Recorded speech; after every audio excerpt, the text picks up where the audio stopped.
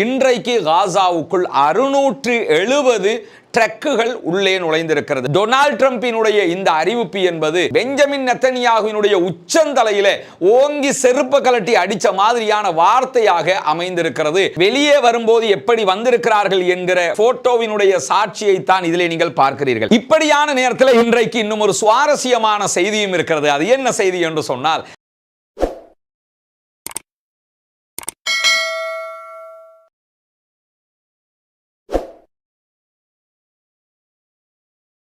அஸ்ஸலாமு அலைக்கும் வரஹ்மத்துல்லாஹி வபரகாத்துஹு. அன்பிற்கினிய சகோதர சகோதரிகளை நம் அனைவர் மீதும் ஏக இறைவனுடைய அமைதியும் கருணையும் உண்டாகட்டுமாக என்கிற உயரிய பிரார்த்தனைகளோடு பாலஸ்தீனத்திலே யுத்த நிறுத்தம் ஏற்பட்டு 2வது நாளிலே என்னவெல்லாம் நடந்திருக்கிறது என்கிற செய்திகளை தான் இன்றைக்கு நாம் பார்க்க இருக்கிறோம்.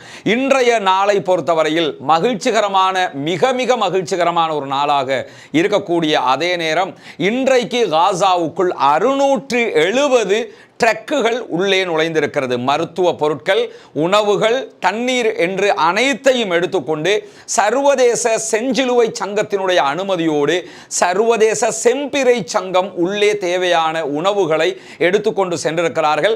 வடக்கு காசா பகுதிகளுக்கு 260க்கு மேற்பட்ட ட்ரக்குகள் நுழைந்திருக்கின்றன.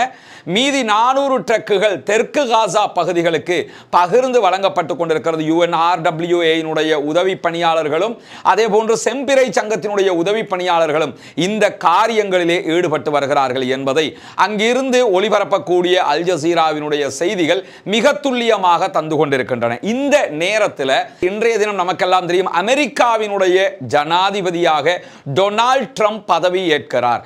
டொனால்ட் ட்ரம்ப் பதவி ஏற்பதற்கு முன்பதாக நேற்று இரவு அவருடைய ஒரு உரை ஆற்றப்பட்டது. அதிலே அவர் ஒரு முக்கியமான விவகாரத்தை குறிப்பிட்டு காட்டியிருந்தார். அதில் அவர் என்ன சொல்லியிருந்தார்னா, காசாவிலே ஒரு நிரந்தர சமாதான உடன்படிக்கையை கொண்டு வந்திருக்கிறோம். யாராலும் செய்ய முடியாத ஒன்றை பதவி ஏற்பதற்கு முன்பதாகவே நான் செய்திருக்கிறேன். மத்திய கிழக்கிலே கண்டிப்பாக அமைதியை மீட்டு கொண்டு வருவேன். 3ஆம் உலக மகா யுத்தத்தை நோக்கி மத்திய கிழக்கை நான் நகர்த்த மாட்டேன் என்று நேற்றைய தினம் பேசிய டொனால்ட் ட்ரம்ப் மிக தெளிவாக பேசியிருந்த வார்த்தைகள் இந்த யுத்த நிறுத்தம் கண்டினியூ ஆகும், இந்த யுத்த நிறுத்தம் டிஸ்கண்டினியூ ஆகாது என்கிற ஒரு நம்பிக்கை மக்களுக்கு கொடுத்திருக்கிறது. ஏன்னா பெஞ்சமின் நெத்தனியாகு திரும்ப திரும்ப நான் தாக்குதல் நடத்துவோம், நாங்கள் யுத்தத்தை ஆரம்பிப்போம் என்று மிரட்டி கொண்டிருக்கக்கூடிய நேரத்தில் டொனால்ட் ட்ரம்பினுடைய இந்த அறிவிப்பு என்பது பெஞ்சமின் நெத்தனியாகுவினுடைய உச்சந்தலையில ஓங்கி செருப்பு கலட்டி அடிச்ச மாதிரியான வார்த்தையாக அமைந்திருக்கிறது. மத்திய கிழக்கில் அமைதியை கொண்டு வருவேன், 3ஆம் உலக மகா யுத்தத்திற்கு வழி செய்ய மாட்டேன், காசாவில் இந்த சமாதான உடன்படிக்கையை நான் தான் கொண்டு வந்தேன், இது 2016 வெற்றியை விட மிகப்பெரிய வெற்றியாக இருக்கிறது என்று நான் நம்புகிறேன் என்கிறார் டொனால்ட் ட்ரம்ப். பொறுத்திருந்து பார்ப்போம் அவர் அடுத்தடுத்து என்ன செய்ய போகிறார் என்பதை. எது எப்படி போனாலும் இந்த நிமிடத்தில் அவர் சொல்லியிருக்கக்கூடிய இந்த வார்த்தைகள் மிக வரவேற்புக்குரிய வார்த்தைகள் என்பதிலே எவ்வித மாற்று கருத்தும் இருக்க போவதில்லை. இப்படியான நேரத்தில் இன்றைக்கு 90 பேரை பாலஸ்தீன மக்களை இஸ்ரேல் விடுதலை செய்திருந்தது. இந்த 90 பேருமே வெளியாகி இருக்கக்கூடிய காட்சிகளை எல்லாம் பார்க்கும்போது அவர்கள் வெளியில் விடப்பட்டது மிக மிக மகிழ்ச்சிக்குரியதாக இருந்தாலும் அவர்கள் நடைபிணங்களை போன்றுதான் வந்திருக்கிறார்கள் என்கிறது அங்கிருக்கக்கூடிய அல் ஜசீராவினுடைய செய்தி சேவை. ஏன்னா பல நோய்களோடும் பலவிதமான துன்புறுத்தல்களோடும் அவர்கள் வந்திருக்கிறார்கள் என்பதுதான் நாம் பார்க்கிற முக்கியமான கவலையான செய்தியாக இருக்கிறது. இன்றைக்கு விடுதலை செய்யப்பட்ட பல பேரில் இவர்களும் ஒருவர். உள்ளே கைதியாக செல்லும் போது இளமையோடு சென்றவர்கள் வெளியே வரும்போது எப்படி வந்திருக்கிறார்கள் என்கிற போட்டோவினுடைய சாட்சியை தான் இதிலே நீங்கள் பார்க்கிறீர்கள். இப்படி பலவிதமான துன்பங்களும் ஒவ்வொரு கைதிகளுக்கும் கொடுக்கப்பட்டிருக்கிறது. ஒரு சிறுவன் 15 மாதங்கள் சிறைச்சாலையில் இருக்கிறான் என்றால் அதை ஏற்றுக்கொள்ள முடிகிறதா? யோசிச்சு பாருங்க. எந்த விதமான குற்றமும் செய்யாமல் பாலஸ்தீனத்தில் பிறந்தான் என்பதற்காக வேண்டியே குழந்தைகளையும் சிறுவர்களையும் கூட சிறைகளிலே வைத்திருந்தது இஸ்ரேலிய ஆக்கிரமிப்பு பயங்கரவாத ராணுவம். இந்த நேரத்தில் இஸ்ரேலிய கைதிகள் வெளியேறி செல்லும் போது அவர்களுக்கு பரிசு பொருட்களை கொடுத்து அனுப்புகிறது பாலஸ்தீன விடுதலை அமைப்பு. அவர்களை பக்குவமாக பாதுகாப்பாக கண்ணியமாக கொண்டு வந்து செம்பிறை சங்கத்தினூடாக செஞ்சிலுவை சங்கத்திடத்திலே ஒப்படைக்கிறது பாலஸ்தீன விடுதலை அமைப்பு. இப்படி பாலஸ்தீன விடுதலை அமைப்பு அவர்களை பாதுகாத்து பொத்தி பொத்தி வைத்திருந்து கொண்டு வந்து விட்டிருக்கும் போது வெளியே வந்திருக்கக்கூடியவர்களோடு அவர்கள் நடந்த விதம் என்ன, இவர்கள் நடந்த விதம் என்ன?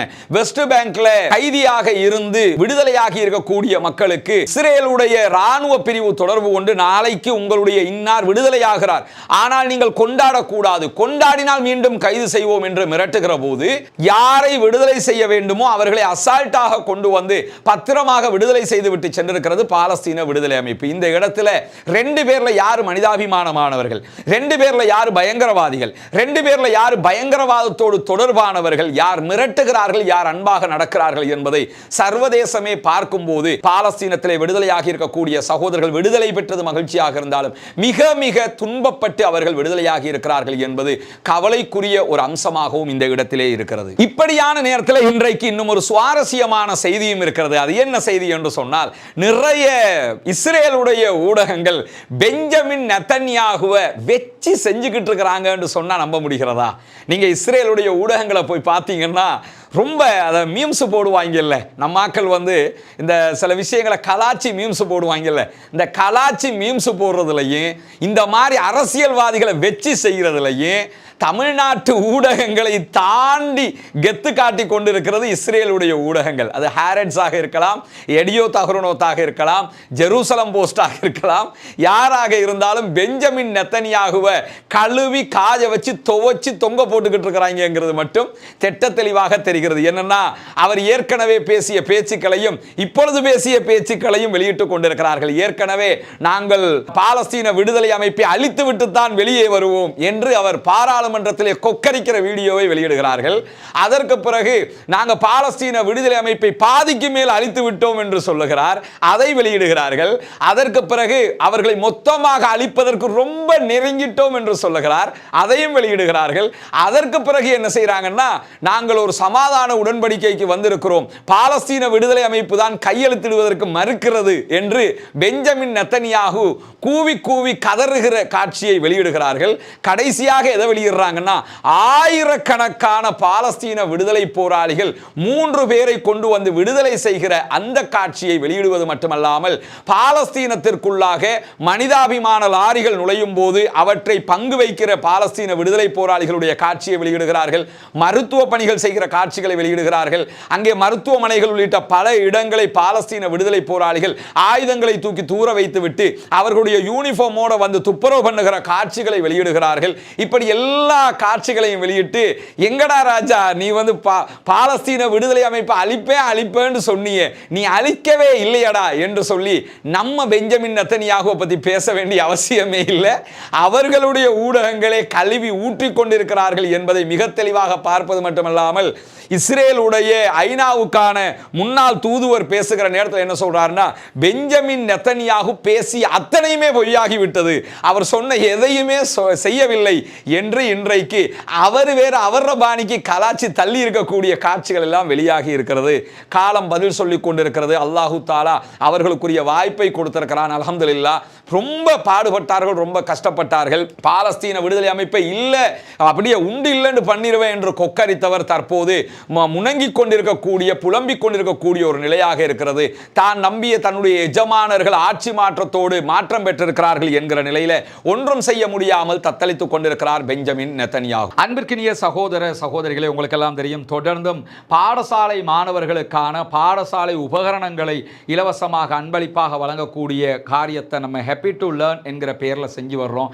இதுவெல்லாம் நீங்கள் தரக்கூடிய சதக்கா தான தர்மத்தை கொண்டுதான் செய்து வருகிறோம் என்பது உங்கள் அத்தனை பேருக்கும் தெரியும். நிறைய பாடசாலைகளில் இருந்தும் தனி மனிதர்களாகவும் நம்மிடத்தில் உதவிகளை கேட்டுக்கொண்டே இருக்கிறாங்க.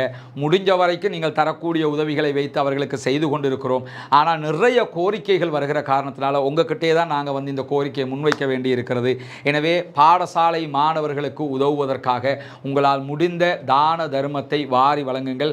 முன்னால் தெரியக்கூடிய நம்முடைய தொலைபேசி மற்றும் வாட்ஸ்அப் இலக்கத்திற்கு உங்களால் முடிந்த உதவிகளை தொடர்பு கொண்டு வழங்க முடியும் என்கிற செய்தியையும் மீண்டும் இந்த இடத்திலே சொல்லிக் கொள்கிறேன். இப்படியான நேரத்தில் தான் இன்றைக்கும் யுத்த நிறுத்தத்தை மீறி இஸ்ரேலிய ஆக்கிரமிப்பு பயங்கரவாத ராணுவத்தினுடைய குவாட் கேப்டர் தாக்குதல்கள் ரஃபா பகுதிகளிலே நடத்தப்பட்டிருக்கிறது. 3 பாலஸ்தீன அப்பாவிகள் படுகாயம் அடைந்திருக்கிறார்கள். இருக்கிறார்கள் என்கிற செய்திகள் வெளியாகி இருக்கிற அதே நேரம் உடனடியாக ஐநா இதிலே தலையிட்டு இருக்கிறது. யுத்த நிறுத்தத்தை எக்காரணம் கொண்டும் இருதரப்பிலும் யாரும் மீறக்கூடாது, உடனடியாக இஸ்ரேல் கட்டுப்பாட்டுக்குள் வர வேண்டும், இஸ்ரேல் லெபனானில் செய்ததை போன்று இங்கே செய்ய வரக்கூடாது என்று கடுமையான கண்டனங்களையும் இன்றைக்கு வெளியிட்டிருக்கக்கூடிய செய்திகள் வெளியாகி இருக்கிறது. இதுவும் ஒரு பாராட்டுக்குரிய விவகாரம். ஐநா உடனே தலையிட்டது என்பது உண்மையில் வரவேற்புக்குரியது என்பதையும் நாம் இந்த இடத்திலே புரிந்து கொள்ள கடமைப்பட்டிருக்கிறோம். இன்றைக்கு முதலாவது நாள் முடிவுட்டு இரண்டாவது நாளாக இருக்கக்கூடிய நேரத்தில் ரஃபா பகுதிகளில் இருந்து 47 உடல்கள் கட்டிட இடிபாடுகளுக்குள் இருந்து மீட்கப்பட்டிருக்கிறது. சுமார் 10,000க்கும் மேற்பட்டவர்களுடைய உடல்கள் கட்டிட இடிபாடுகளுக்குள் இருப்பதாக சொல்லப்படுகிற நிலையில் 47 உடல்களை மீட்டிருக்கிறோம் என்கிற செய்திகள் இன்றைக்கு வெளியாகி இருக்கிறது. அல்லாஹ்வுடைய உதவியால் ஜனாசாக்களை மீட்கிற பணியையும் பாலஸ்தீன விடுதலை அமைப்பு களமிறங்கி செய்து கொண்டிருப்பது மட்டுமல்லாமல் அவர்கள் நாடு முழுவதும் காசா முழுவதும் அவர்களுடைய பாதுகாப்பு படைகளை குவித்திருக்கக்கூடிய காட்சிகளும் வெளியாகி இருக்கிறது. இங்க நீங்க பார்க்கலாம், பாலஸ்தீன விடுதலை அமைப்பினுடைய போலீஸ் படை பிரிவு நாட்டின் பல பகுதிகளிலும் களமிறக்கப்பட்டிருக்கிறார்கள். நாட்டினுடைய அமைதியை கையிலே வைத்துக் கொண்டிருக்கிறார்கள். இவர்கள் தான் நாட்டு மக்களை தற்போது கண்காணித்து வருகிறார்கள். போலீஸ் பிரிவினுடைய தளபதி ஐஜிபியும் கடந்த யுத்தத்திலே கொல்லப்பட்டிருந்த நிலையில் புதிய ஐஜிபி அங்கே பொறுப்பேற்றிருக்கிறார். ஏற்று போலீஸ் படை பிரிவும் துல்லியமான பாதுகாப்புகளை இன்று முதல் வழங்க ஆரம்பித்திருக்கிறது என்கிற செய்திகளையும் அல் ஜசீரா ஒளிபரப்பிக் கொண்டிருப்பதை நீங்கள் அவதானிக்க முடியும். போலீஸை பார்த்தீங்கன்னா அவங்க முகம் மறைச்சிருக்க மாட்டாங்க, ராணுவம் தான் ஃபேஸ் கவர் பண்ணி இருப்பாங்க, முகத்தை மறைச்சிருப்பாங்க. போலீசார் தெளிவாக முகத்தை மறைக்காதவர்களாக களத்தில் நிற்கக்கூடிய காட்சிகளை நீங்க பார்க்க முடியும். கடந்த யுத்தத்திலே பெரும் தியாகம் செய்தவர்களில் இவர்களும் ஒரு சாரார். நாட்டு மக்களை கண்ட்ரோல் பண்ணுவதில் மிக முக்கிய பங்களிப்பை இவர்கள் செய்து கொண்டிருந்தார்கள் என்பதையும் நாம் புரிய வேண்டி இருக்கிறது. இப்படியான நிலையில இன்றைக்கு வெளியாகி இருக்கக்கூடிய இறுதியான ஒரு முக்கியமான செய்தி என்னவென்று சொன்னால், நாங்கள் இஸ்ரேலுடைய கப்பல்களை மாத்திரம் தாக்குவதற்கு முடிவெடுத்திருக்கிறோம் என்று அறிவித்திருக்கிறது யமன்ல இருக்கக்கூடிய ஹூதிகளுடைய படைப்பிரிவு.